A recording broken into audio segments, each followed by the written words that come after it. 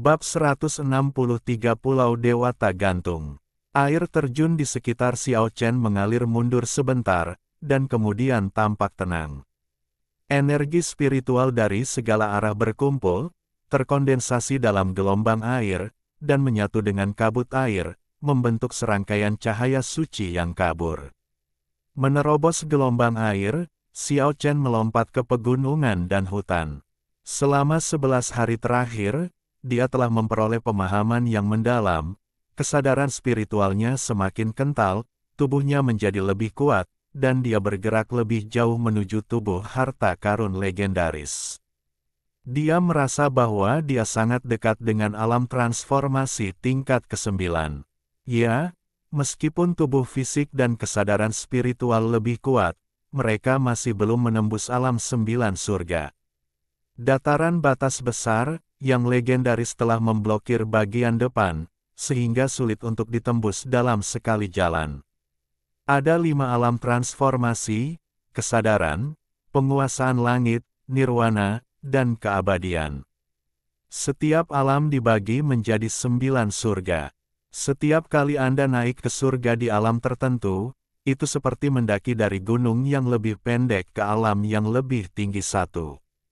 Meskipun puncak gunung itu sulit, namun bukan berarti tidak dapat diatasi.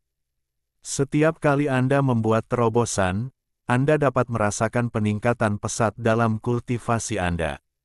Namun, sangat sulit untuk meningkatkan ke alam besar. Kesulitan yang dihadapi ketika maju dari master biasa ke ambang metamorfosis tidak dapat dibayangkan. Hal yang sama juga berlaku untuk naik dari alam metamorfosis ke alam kesadaran. Meskipun Xiao Chen telah dipromosikan ke alam fana tingkat 9 dan tampaknya berdekatan dengan alam kesadaran, kali ini tidak sesederhana bergegas ke gunung yang lebih tinggi. Sekarang dia harus melintasi dataran luas setinggi, puncak, 9 surga sebelum dia benar-benar dapat menembus alam kesadaran. Dari mendaki gunung hingga melintasi dataran luas dengan ketinggian yang sama, bisa dibayangkan seberapa jauh Anda harus menempuh perjalanan. Dataran besar tersebut dapat dipahami sebagai gunung raksasa, atau banyak puncak. 9 surga dari setiap alam besar adalah seperti ini, tingkat yang sangat sulit. Jika itu adalah orang lain, mereka akan frustrasi dan kecewa jika mereka tidak dapat menembus alam ini setelah berlatih dalam waktu yang lama. Namun, perasaan spiritual Xiao Chen sangat tajam. Meskipun dia tidak dapat menerobos ke alam kesadaran, dia tetap saja merasakan peningkatan budidayanya. Itu murni berasal dari jiwa dan raga, dan tidak lagi berfokus pada kekuatan. Hal ini tidak hanya membuatnya tertekan, tetapi juga membuatnya bahagia. Apa yang lebih mengasyikkan daripada sublimasi dan evolusi jiwa dan raga? Kualitas dapat mencapai tujuan, akan benar-benar menembus alam kesadaran. Master 9 surga yang terus meningkat sudah cukup baginya untuk berdiri tegak di hutan tuan muda di hutan belantara selatan, dan dia adalah salah satu dari sedikit pohon terbaik di puncak. Setelah beristirahat sebentar di hutan liar, Xiao Chen menemukan Keke tertidur nyenyak dengan banyak esensi langit dan bumi di pelukannya. Beberapa jam kemudian yang telah mengumpulkan esensi tidak ada harta benda atau tanah yang dapat luput dari pengamatannya, dan hutan belantara selatan yang luas hanyalah sebuah tumpah ruah baginya. Ini adalah pemandangan yang membuat Tuhan iri. Gelombang cahaya warna-warni berkelap-kelip terus-menerus. Ginseng emas ungu yang membuat ngiler, jamur suci warna-warni, dan buah anggrek peri emas hampir menenggelamkan Keke. Setelah itu, Xiao Chen menghabiskan beberapa jam lagi untuk menemukan naga kecil yang keras kepala dan terluka itu. Agar Raja Naga di alam 9 surga menderita trauma seperti itu, orang hanya bisa membayangkan pertempuran sengit seperti apa yang dialaminya. Namun, Xiao Chen merasa lega, mengetahui bahwa tidak ada binatang buas yang kuat dan ganas di Pek. Unungan terdekat yang pasti bisa membunuh naga kecil yang keras kepala itu. Zhuge Liang pernah memberinya peta hutan belantara di sekitar kota Tiandi. Banyak kawasan terlarang yang dicat dengan tanda silang merah sebagai simbol peringatan. Ini adalah rencana pelatihan untuk naga kecil yang keras kepala yang dirumuskan oleh Fatih Zhuge Liang. Ini benar-benar pertarungan hidup dan mati di alam liar, tidak terbatas pada istana pertarungan binatang buas. Saya harus mengatakan bahwa pria gendut ini memiliki visi dan penelitian yang sangat bagus dalam melawan binatang buas, dan tahu bagaimana memaksimalkan potensi mereka. Fatih Zhuge percaya bahwa naga kecil yang keras kepala itu berbeda dari binatang petarung biasa, dan hanya dengan cara inilah ia dapat benar-benar membantunya untuk terus bertransformasi. Setelah beristirahat selama sehari, Xiao Chen terbang kembali ke kota Tiandi bersama Keke dan Little Stubborn Dragon. Rumah itu telah diganggu dan jelas-jelas telah dikunjungi. Xiao Chen mengira itu mungkin Hoffman dan Suge-kun. Ya, itu adalah ulah kedua gangster itu. Kedua bajingan itu hampir mati lemas oleh Xiao Chen selama lebih dari 10 hari. Mereka tidak dapat berbuat apa-apa. Mereka akhirnya menemukan beberapa sepupu yang lebih tua dari keluarga itu, tetapi mereka menemukan bahwa Xiao Chen pagi menghilang. Xiao Chen tidak peduli sama sekali, dan pergi bersama Keke dan naga kecil keras kepala. Namun, dia menemukan bahwa sesuatu sepertinya sedang terjadi di kota Tiandi. Bahkan jika dia ingin berurusan dengan Hoffman dan Zhuge, jumlahnya jauh lebih sedikit kun, mereka tidak terlihat. Setelah bertanya, saya mengetahui bahwa berita sensasional datang dari kedalaman hutan belantara selatan. Seseorang menemukan reruntuhan istana surgawi, dan sebenarnya ada 2 binatang suci muda berkeliaran di sana. Di hutan belantara selatan yang luas, hanya 3 atau 2 binatang suci yang dapat ditemukan dalam 10 tahun terakhir. Kali ini, 2 di antaranya muncul sekaligus, dan mereka adalah yang paling berharga. Anda dapat memelihara binatang suci muda dengan aman, beritanya sangat sensasional. Selain itu, sebenarnya ada reruntuhan istana Tianshan yang membuatnya semakin menggemparkan. Bisakah binatang suci muda yang berkeliaran di sekitar reruntuhan istana Tianjin dibandingkan dengan binatang suci biasa? Mungkin nenek moyang mereka ada hubungannya dengan para dewa, atau mungkin merekalah yang disebut dewa. Yang disebut dewa kuno belum tentu dewa manusia. Selama mereka cukup kuat untuk membuat dewa dan dewa biasa gemetar, mereka dikatakan sebagai binatang suci langka dengan darah bangsawan. Jika itu masalahnya, kedua binatang suci muda itu pasti yang paling kuat di antara binatang suci. Legenda mengatakan ada beberapa jenis spesies alien dari langit dan bumi yang mampu bersaing dengan naga. Pada awalnya, Keke dianggap oleh Biksu Yizhen sebagai anak dari salah satu ras tersebut.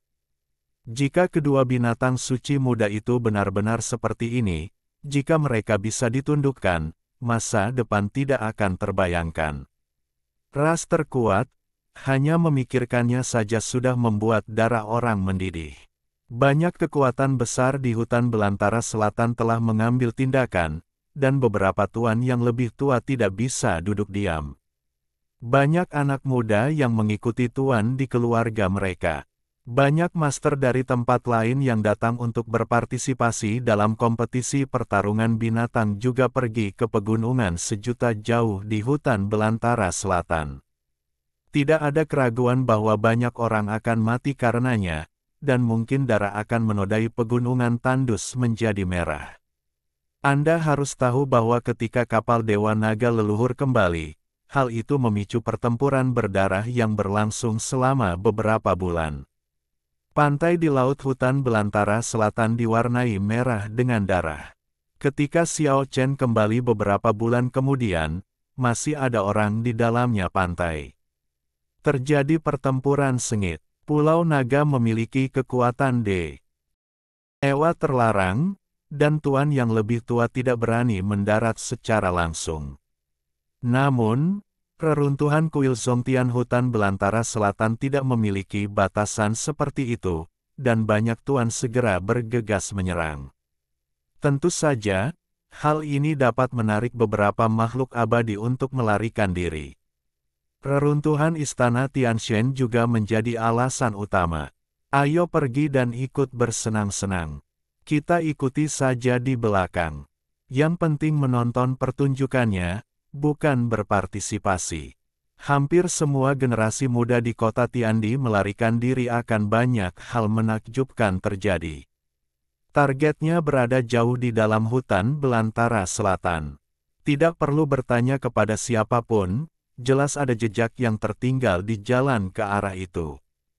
Hutan belantara selatan mencakup ribuan mil, dengan jutaan gunung, pepohonan dan hutan serigala, pepohonan purba yang menjulang tinggi menghalangi langit, kera bersuara dan auman harimau, segala jenis binatang buas merajalela, dan banyak spesies asing dari dunia dan binatang purba dari alam liar.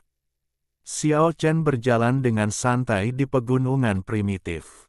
Pada awalnya, dia tidak membuka sayap langit abadi untuk terbang di langit. Karena dia tidak ingin memperebutkan dua binatang suci muda yang kemungkinan besar adalah keturunan dewa. Pertempuran untuk Raja Naga berlangsung selama beberapa bulan dan akhirnya diselesaikan sampai semua pihak menyepakati kepemilikan akhir. Jelas tidak mudah untuk memutuskan kepemilikan dua binatang suci asing langit dan bumi ini. Pasukan di hutan belantara selatan harus dikirim. Mereka bersaing satu sama lain, tetapi dengan kekuatan Xiao Chen saat ini, mustahil untuk menggoyahkan mereka. Itu berjalan sangat lancar dan tidak menemui kecelakaan apapun di sepanjang jalan. Xiao Chen terkadang terbang dan terkadang berjalan di pegunungan dan hutan.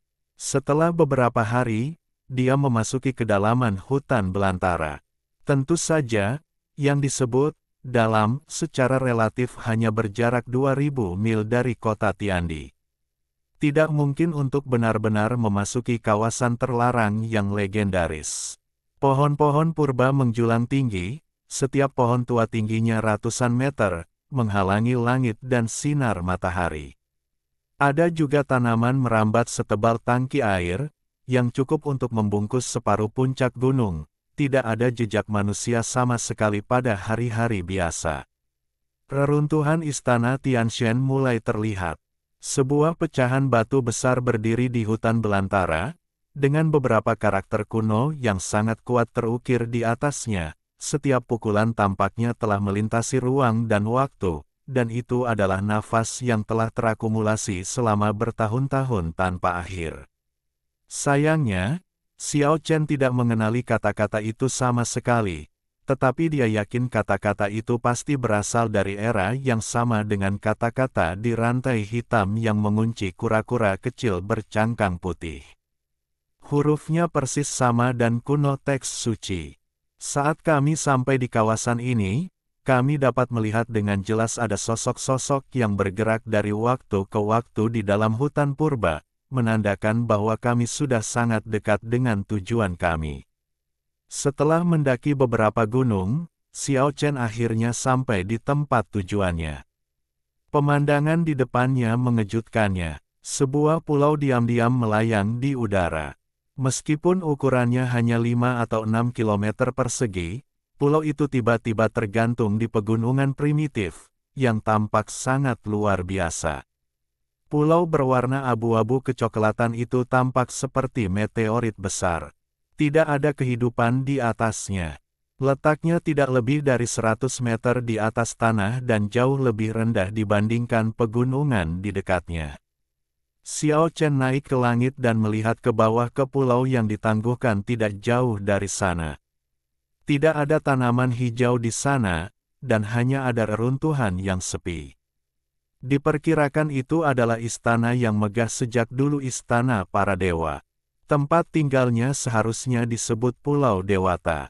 Bertahun-tahun telah berlalu, dan sulit membayangkan mengapa ia masih bisa melayang di udara.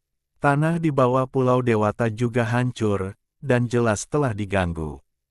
Namun, tidak banyak orang yang tersisa saat ini, dan semua orang pergi memburu dua binatang suci muda itu. Xiao Chen mendarat di langit dan membawa keke dan naga kecil keras kepala ke reruntuhan di tanah. Pecahan puing-puing, pecahan batu-batu besar, semuanya menunjukkan bahwa dulunya ada sebuah bangunan megah di sini. Saya tidak tahu apakah orang-orang itu memperoleh sesuatu atau mereka menemukan sesuatu di reruntuhan ini. Xiao Chen tidak khawatir tentang untung dan rugi dan berjalan ke sini dengan santai. Tiba-tiba, bergidik, gemetar dari jiwa, aura yang luar biasa menakutkan langsung menyelimuti Xiao Chen. Semua ini terjadi begitu tiba-tiba dan terjadi dalam sekejap. Angin kencang meledakkan semua puing-puing di tanah, dan meledakkan angin puyuh hitam yang menakutkan di dekat reruntuhan, melaju dengan kecepatan yang mengkhawatirkan. Xiao Chen sangat terkejut, kecepatan angin hitam begitu cepat sehingga melesat seketika. Dia langsung meningkatkan kekuatannya hingga batasnya, tetapi sebelum dia bisa mengambil tindakan, dia mendengar teriakan marah Keke dan Xiao keras kepala seekor naga. Angin hitam yang kuat, membawa puing-puing dan pohon-pohon hutan yang patah, tiba-tiba menyapu Keke dan naga kecil yang keras kepala itu melewati Xiao Chen, tetapi tidak menyentuhnya. Sasarannya hanyalah dua binatang kecil. Dalam sekejap, Xiao Chen hanya melihat bayangan binatang besar di tengah angin hitam yang menderu, dan sisik hitam dengan cahaya dingin, tapi tidak ada yang lain. Sangat terkejut, sepertinya itu adalah binatang yang menakutkan, Xiao Chen segera membuka sayap abadinya dan mengejarnya. Di luar imajinasinya, angin hitam itu terlalu kencang dan kencang. Setelah menghancurkan pegunungan dan hutan bermil-mil, angin itu benar-benar terlepas dari tanah, lalu melesat ke kejauhan dengan kecepatan yang sulit dideteksi dengan mata telanjang, lalu kemudian melesat ke kejauhan dengan kecepatan yang sulit dideteksi dengan mata telanjang, mengubah beberapa arah dan menghilang sepenuhnya. Terlalu cepat, Xiao Chen membuka sayap langit abadinya dan tidak mengejarnya, dan dia tidak tahu kemana angin hitam kencang itu menyapu. Brengsek! Xiao Chen sangat marah sehingga dia benar-benar menyapu bersih Keke dan Xiao Zilong. Terbang di udara, setelah membuka sayap langit abadi, kecepatan Xiao Chen ditingkatkan hingga batasnya, melewati pegunungan dan pegunungan, mencoba menemukan jejak angin puyuh hitam. Tapi dia kecewa, dia tidak bisa menemukannya sama sekali. Dia benar-benar menyambar Keke dan naga kecil yang keras kepala itu. Hal ini membuat Xiao Chen sangat marah. Memikirkan pandangan linglung itu, dia perlahan menjadi tenang. Bayangan binatang besar dan sisik hitam yang bersinar sepertinya menandakan bukan manusia. Ini, dia banyak memikirkannya, aku khawatir segalanya menjadi sangat rumit. Bab 164, Bor Suiren. Xiao Chen sangat kecewa, karena kedua binatang kecil itu tersapu seperti ini. Dia berdiri diam di kehampaan, mengamati segala arah. Setelah menghabiskan sekian lama dengan kedua binatang kecil itu, perpisahan yang tiba-tiba itu benar-benar membuatnya kecewa. Bayangan hitam binatang itu, sisik dingin, hanya sedikit informasi ini, yang diingat Xiao Chen, dan dia diam-diam memutuskan untuk berlatih dengan baik. Jika suatu hari dia dapat mencapai sesuatu, dia pasti akan datang ke sini untuk mencarinya dua binatang kecil itu. Sekarang dia tidak punya harapan, jelas orang gila di angin hitam itu bukanlah sesuatu yang bisa dia atasi. Xiao Chen mendarat di Pulau Dewata yang ditangguhkan, di mana dia diam-diam memandangi pegunungan yang jauh. Meskipun dia tidak memiliki banyak harapan, dia masih ingin menunggu di sini selama beberapa hari. Alangkah baiknya jika orang-orang abadi yang memasuki hutan belantara menghadapi orang gila itu. Meskipun harapan untuk menang sangat tipis, itu masih mungkin. Tiba-tiba Xiao Chen merasa aneh. Bungkusan yang dibawanya bergetar. Saat dibuka, ternyata itu adalah kain hitam panjang terlalu tua. Akan tampak hitam pekat setelah sekian lama. Ternyata itu adalah kafan Suiren. Tentu saja, kain berlumuran darah yang diperoleh dari Long Island tidak dapat sepenuhnya dipastikan sebagai kain kafan keluarga Suiren. Ini hanyalah kesimpulan asli iblis dan dugaan Xiao Chen. Jika tebakannya benar, tidak diragukan lagi keluarga Suiren sudah meninggal. Namun, ada banyak legenda di benua panjang umur, yang semuanya mengarah langsung ke satu tempat, yaitu hutan belantara selatan. Konon klan Suiren selama ini hidup mengasingkan diri di hutan belantara selatan. Melihat kain hitam berlumuran darah ini, Xiao Chen terkesima. Anda harus tahu bahwa sejak dia mendapatkannya, dia tidak pernah melihat kelainan apapun, bahkan ketika dia sedang berlayar di laut terlarang. Dan kain darah yang tampak biasa ini sebenarnya menunjukkan fluktuasi abnormal untuk pertama kalinya hari ini.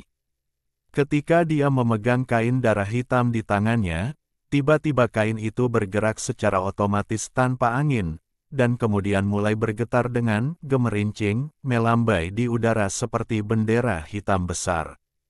Hutan pegunungan sangat tenang, bahkan tidak ada angin sepoi-sepoi, dan tidak ada fluktuasi energi abnormal di pulau yang ditangguhkan itu. Namun, dalam keadaan seperti itu, kain darah hitam itu bergetar hebat, seolah-olah sepasang tangan tak kasat mata sedang menari. Xiao Chen menggenggam sudut itu dengan seluruh kekuatannya dan membiarkannya bergetar, dengan hati-hati dan hati-hati mengamati segala sesuatu di sekitarnya. Kesadarannya dilepaskan dan dia memindai ke segala arah. Tidak ada situasi abnormal, tidak ada yang mendekat, dan kecuali auman binatang buas yang datang dari segala arah, tidak ada yang salah di sini. Apa yang terjadi? Apakah ada seseorang yang memata-matai dalam kegelapan? Ada hubungannya dengan kain kafan. Setelah Xiao Chen diam-diam mengamati sekeliling selama seperempat jam, dia menolak dugaan ini dan memikirkan kemungkinan lain. Mungkinkah itu alasan tempat ini? Pulau Dewata berwarna coklat tua itu seperti meteorit. Tidak ada nafas kehidupan di atasnya. Hanya pecahan puing-puing yang sepertinya menceritakan kejayaan tahun ini. Hancur. Kafan itu tiba-tiba bergetar hebat, seolah hendak terbang. Xiao Chen buru-buru meraihnya dengan kuat, tapi tubuhnya mengikuti arah getaran kafan itu. Target, pusat reruntuhan. Kain ilahi hitam berlumuran darah itu seperti roh, membimbing arah, memimpin Xiao Chen selangkah demi selangkah menuju pusat reruntuhan. Pada saat ini, jantung Xiao Chen mulai berdetak kencang. Kafan dewa leluhur membimbingnya maju, dan sepertinya dia akan mengalami pertemuan yang luar biasa. Dia tidak pernah berpikir bahwa kain kafan biasa bisa memiliki nama spiritual. Dia selalu berpikir bahwa itu hanyalah kain kuno abadi yang berlumuran darah suci. Ketika Xiao Chen datang ke pusat pulau ilahi dan berdiri di atas reruntuhan, kain darah itu tiba-tiba bergetar hebat dan terbang di luar kendalinya. Kemudian angin kencang bertiup di tengah pulau, dan kain dewa hitam bergetar hebat di udara.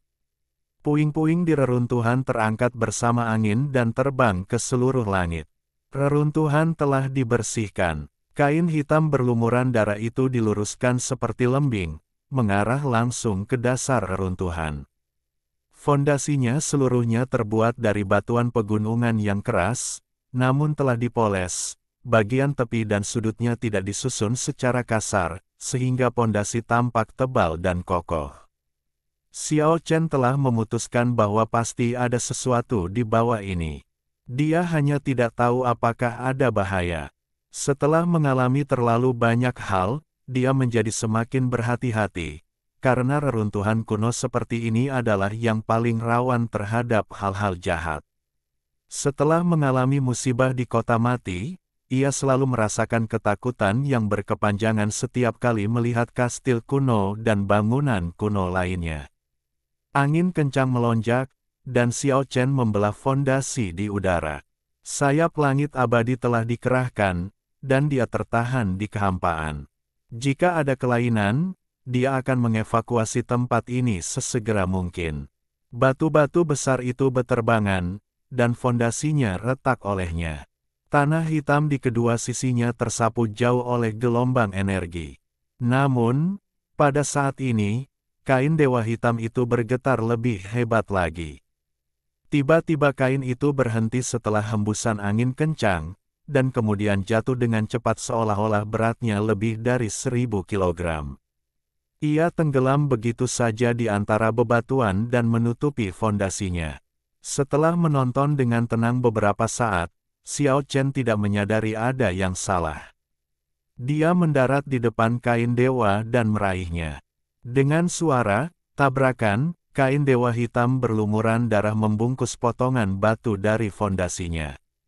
Batu yang sangat biasa, warnanya abu-abu kecoklatan, tampilannya sangat pedesaan, setebal 2 jari, kira-kira sepanjang telapak tangan, salah satu ujungnya agak runcing, dan secara keseluruhan tampak seperti batu berlian. Tentu saja, itu lebih seperti irisan batu. Awalnya digunakan untuk mengisi celah di antara batu fondasi, tapi dibungkus dengan kain suci hitam yang berlumuran darah.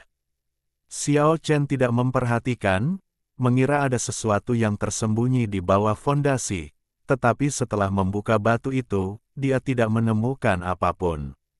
Sebaliknya, kain kafan itu terus bergetar, menutupi potongan batu biasa. Baji batu, ini. Xiao Chen merasa sangat terkejut. Mungkinkah kain spiritual ini bergetar karena batu panjang biasa ini? Ini hanyalah batu biasa, jenis yang terlihat di mana-mana di pegunungan, dan orang yang membangun pondasi istana ini jelas menganggapnya sebagai bahan loncatan biasa, bukan sebagai bahan yang besar sama sekali, hanya untuk mengisi celah antar batu pondasi. Bagaimana ini bisa terjadi? Xiao Chen bingung. Setelah mengamati dalam waktu lama, dia tidak dapat menemukan sesuatu yang istimewa. Perasaan spiritualnya yang tajam tidak mendeteksi energi atau fluktuasi abnormal apapun. Jelas sekali Xiao Chen adalah orang terakhir yang tiba di sini. Banyak pembudidaya telah tiba sebelum dia. Reruntuhan istana Tianshan telah terbalik. Jika ada harta karun, akan sulit menyembunyikannya dari orang-orang tua itu. Kamu tidak mati. Hal baik apa yang bisa ditinggalkan di tempat yang telah dicari dengan cermat oleh semua orang. Namun, kafan itu menunjuk langsung ke batu biasa yang tampak seperti berlian.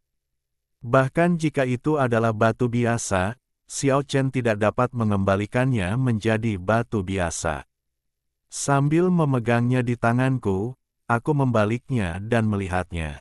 Setelah diperiksa dengan cermat, ternyata batu itu tampak lebih ringan dari batu biasa, dan terlihat agak seperti kayu yang berat. Hah, Kak. Ayu. Memikirkan hal ini, Xiao Chen terkejut menemukan bahwa itu tampak seperti sepotong kayu dengan salah satu ujungnya dipoles. Aneh sekali, kenapa tidak bisa dibedakan dengan batu biasa? Bentuknya seperti batu atau kayu dan sulit dibedakan. Dia menabrak sebuah batu besar dengan seluruh kekuatannya, tetapi retakan yang diharapkan pada batu tersebut tidak terjadi. Potongan batu berbentuk seperti berlian itu runtuh tidak jauh dari situ, dan tidak ada yang aneh darinya. Xiao Chen dengan hati-hati menyimpannya. Meskipun dia tidak melihat gunanya untuk saat ini, dia berharap itu bukan produk biasa. Di dekat Pulau Dewata, tidak ada lagi pembudidaya yang muncul, dan semua orang mengejar dua binatang suci muda itu. Xiao Chen berkata dengan nada mencela diri sendiri, kamu bertarung demi binatang suci yang diduga sebagai ras terkuat di depan, sementara aku mengambil batu di sini. Dia menunggu dengan tenang selama 2 hari di dekat Pulau Dewata, tapi dia tidak melihat keke dan naga kecil keras kepala kembali. Fantasi Xiao Chen hancur, dan dia memutuskan untuk tidak menunggu lebih lama lagi dan pergi ke kedalaman hutan belantara untuk melihatnya. Keesokan harinya, dia melihat jejak beberapa pembudidaya, mereka yang mengejar binatang suci muda. Tentu saja, orang-orang ini lemah dalam kultivasi dan tertinggal. Orang-orang kuat itu telah lama menghilang ke kedalaman hutan belantara. Pada saat yang sama, Xiao Chen secara tidak sengaja menemukan beberapa masyarakat adat yang tinggal di pegunungan dan hutan, menjalani kehidupan yang sangat primitif, seperti orang biadab. Ketika dia melihat pemandangan tertentu di suku kecil seperti itu, dia merasa seperti disambar petir. Dia melihat seseorang di suku kecil primitif ini menggunakan dahan kayu keras untuk mengebor kayu tebal untuk membuat api. Pada saat ini, sepertinya sambaran petir menyinari hati Xiao Chen, membuat darahnya mendidih sejenak. Batu dan kayu yang tampak biasa yang diperoleh dari reruntuhan tidak lagi biasa. Dia tahu apa itu. Itu berasal dari ini. Tampaknya ini adalah benda suci untuk pencapaian pencerahannya, berlian suiren. Sekarang memikirkan bentuknya, serta bahannya yang terlihat seperti batu tetapi bukan batu, dan terlihat seperti kayu tetapi bukan kayu, Xiao Chen tiba-tiba teringat pada berlian suiren tempat dewa leluhur mencapai pencerahan. Semua umat manusia mengetahui bahwa nenek moyang para dewa biasa mengebor kayu untuk membuat api. Namun sepertinya belum pernah ada gambaran tentang benda suci ini. Tampaknya belum ada yang mengklasifikasikannya sebagai benda suci. Tampaknya tidak ada kekuatan apapun yang digunakan oleh dewa leluhur untuk menghadapi lawan.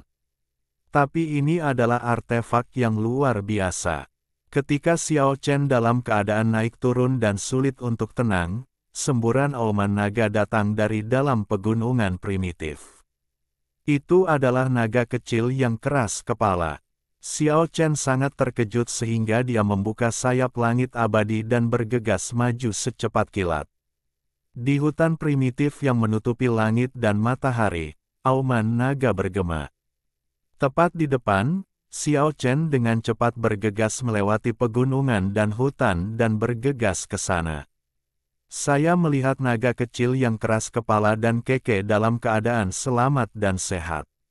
Selain mereka, sebenarnya ada 3 binatang kecil yang mengikuti mereka.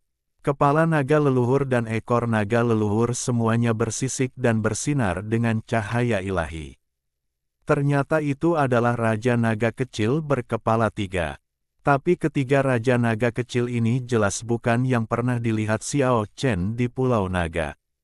Xiao Chen tidak akan pernah mengakui kesalahannya. Xiao Chen tidak berani membuka matanya. Ini adalah sesuatu yang mengejutkannya. Naga kecil yang keras kepala dan keke menculik Raja Naga Kecil berkepala 3 entah dari mana. Sungguh tidak bisa berkata-kata. Bab 165, Jalan Seorang Manusia. Ketiga Raja Naga belum pernah terlihat sebelumnya. Mereka seperti naga kecil yang keras kepala. Tidak hanya kepala naga leluhur yang terlihat jelas, bahkan ekor naga leluhur pun telah berubah. Jelas sekali, hanya 11 Raja Naga kecil yang dibawa kembali dari Pulau Naga. Ditambah dengan naga kecil yang keras kepala, yang berevolusi kemudian, hanya ada 12 Raja Naga kecil.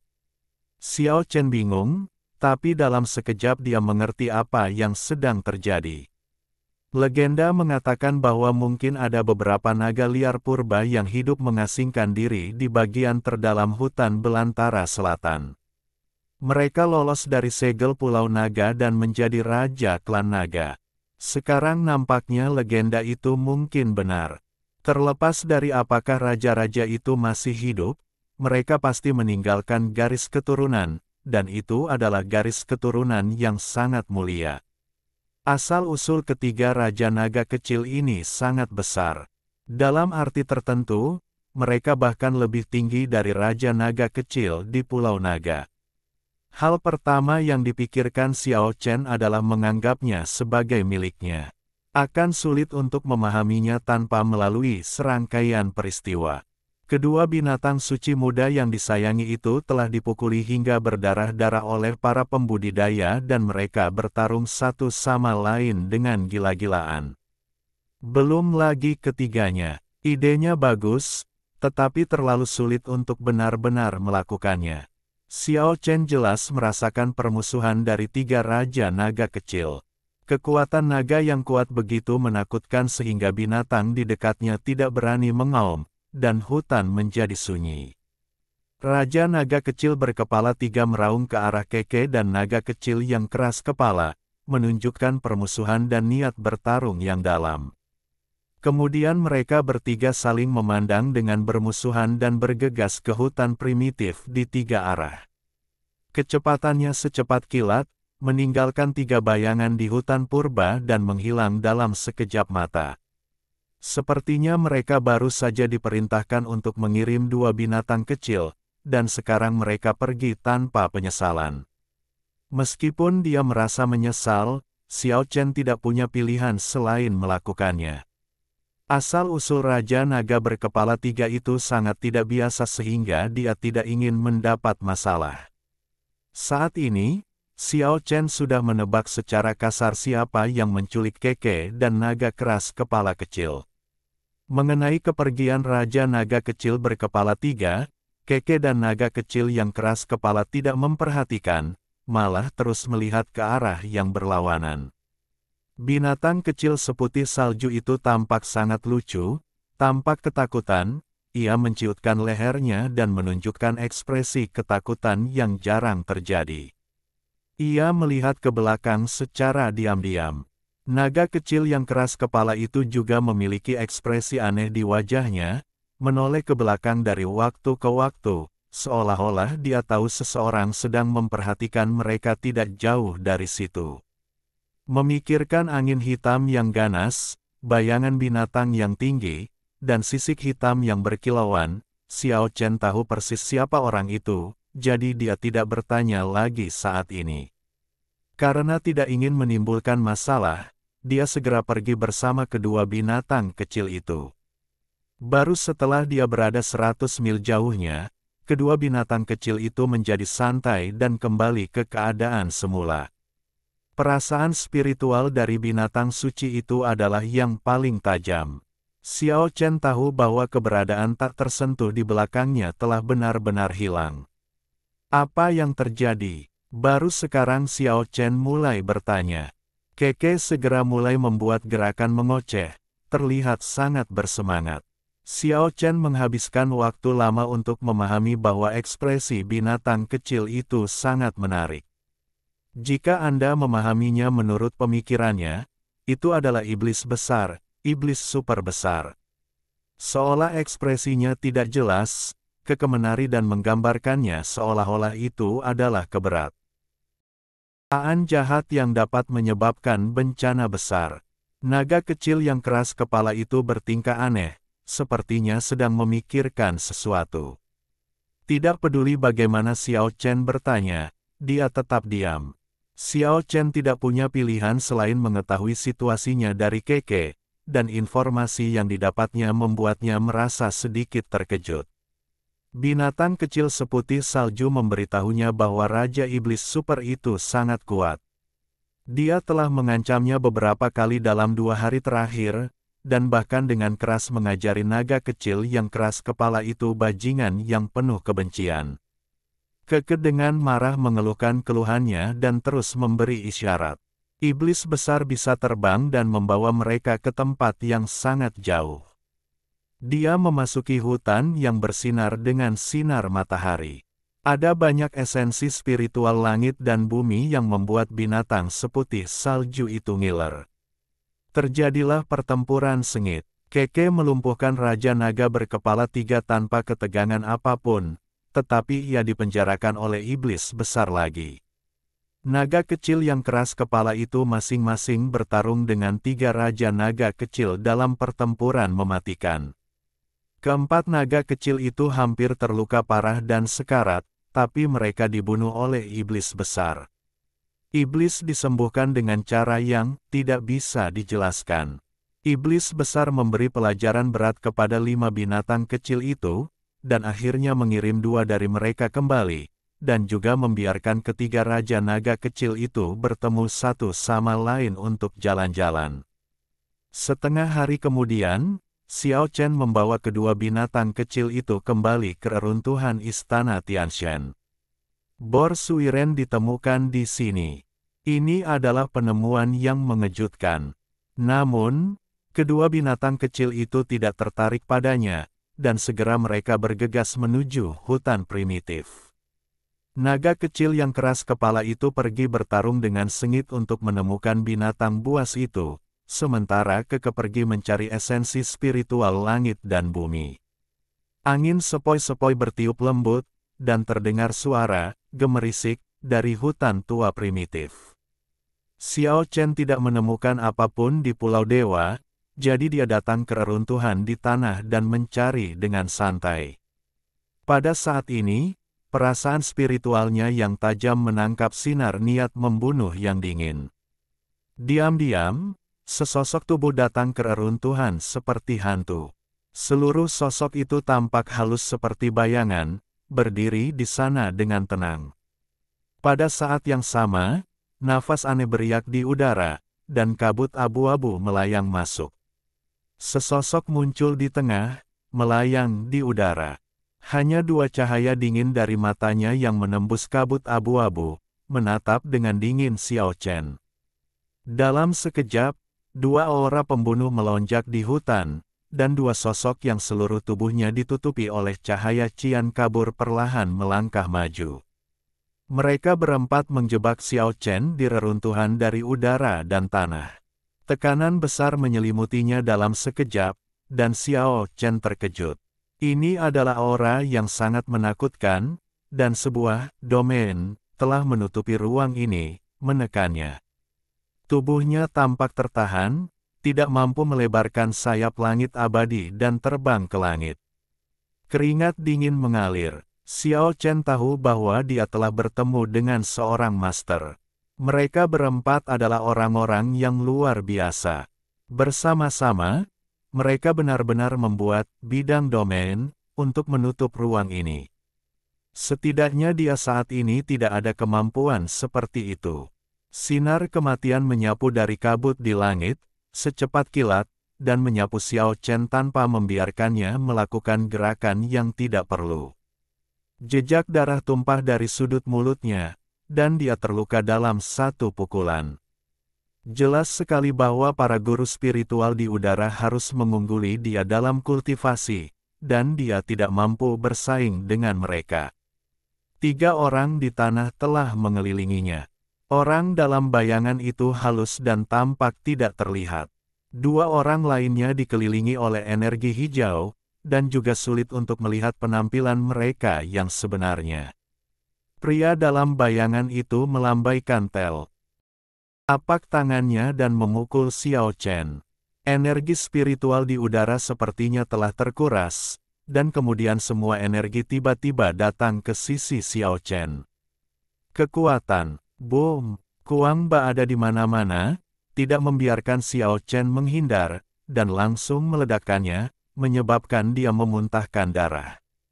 Berdiri perlahan dari tanah, menyeka darah dari sudut mulutnya, Xiao Chen menatap keempat orang itu dengan dingin dan berkata, "Siapa kamu dan mengapa kamu ingin membunuhku?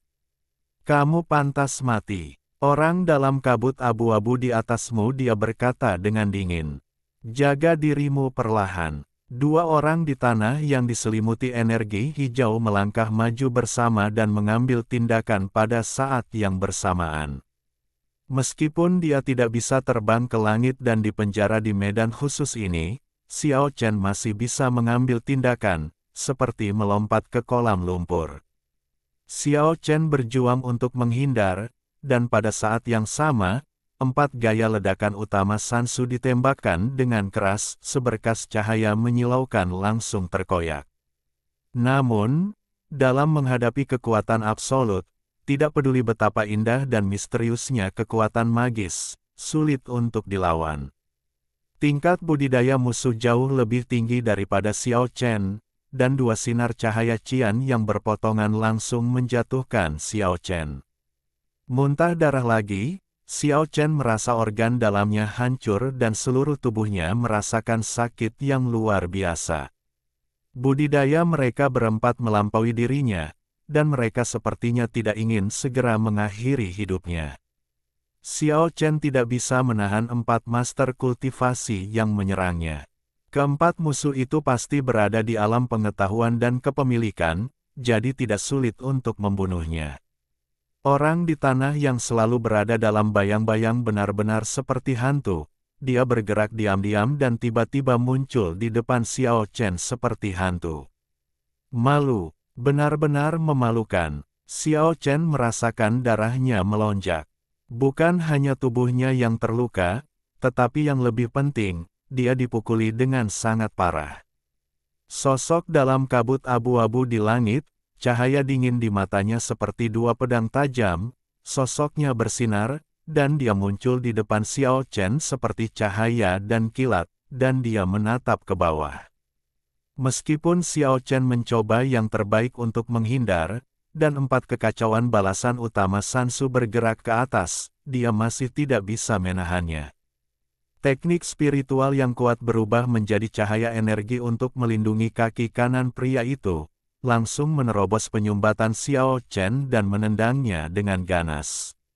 Dua orang di tanah, ditutupi oleh lampu hijau, melangkah maju bersama lagi, dan menginjak tubuh Xiao Chen dengan ganas pada saat yang bersamaan.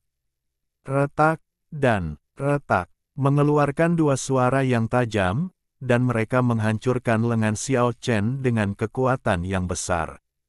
Penghinaan telanjang jelas dapat membunuhnya dengan cepat, tetapi pihak lain bersikeras untuk menyiksa dan mempermalukannya secara perlahan. Kesenjangannya terlalu besar. Xiao Chen tahu bahwa keempat orang ini terlalu kuat.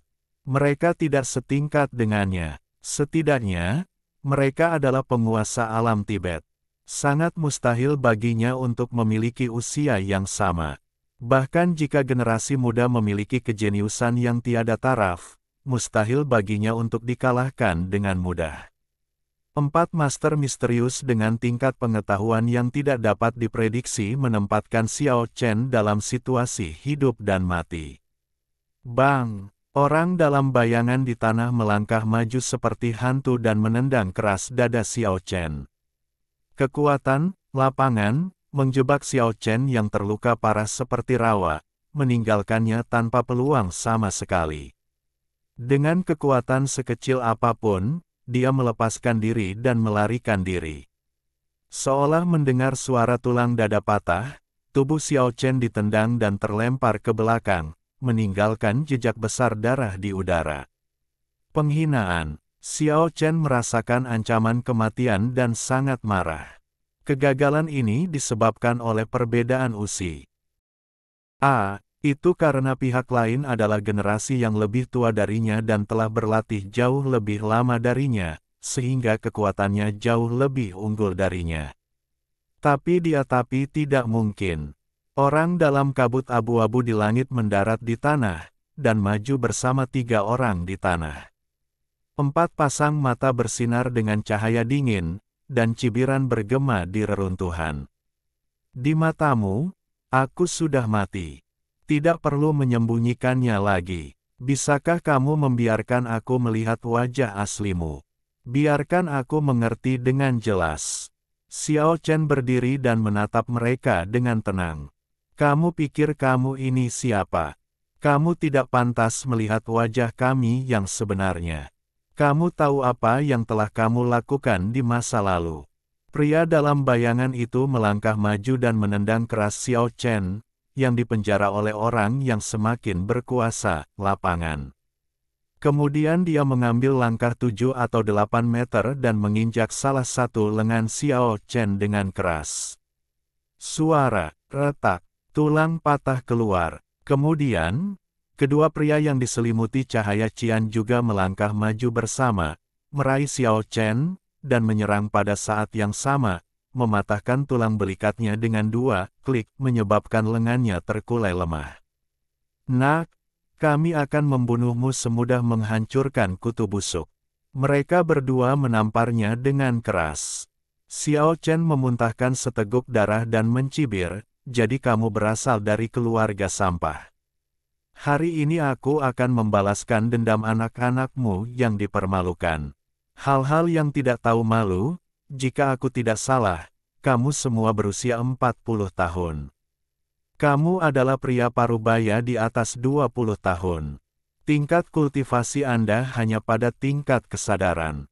Bagaimana Anda bisa menyombongkan diri di depan saya? Jika Anda seumuran dengan saya 20 tahun yang lalu, Anda berempat akan membawa sepatu saya bersama pantas mendapatkannya. Kamu sangat keras kepala. Prajurit spiritual yang turun dari udara melindungi dirinya dengan dinding energi, bergegas secepat kilat, menjambak rambut hitam panjang Xiao Chen, dan dengan ganas. Serangan lutut yang kuat menyebabkan Xiao Chen untuk memuntahkan darah dari mulut dan hidungnya, dan dia terbang mundur. Kalian berempat hanyalah sampah. Gabungan umur kalian ratusan tahun, tapi kalian hanya bisa bekerja sama untuk menghadapiku, seorang junior. Kalian tidak akan pernah menjadi master sejati seumur hidup kalian, dan kalian hanya bisa bertindak sedemikian rupa cara gelap. Meskipun Xiao Chen terus-menerus disakiti, ada rasa jijik yang tersembunyi di matanya. Semua ini hanya untuk menunda waktu, agar keempat orang itu bisa menyiksanya karena marah dan tidak langsung membunuhnya.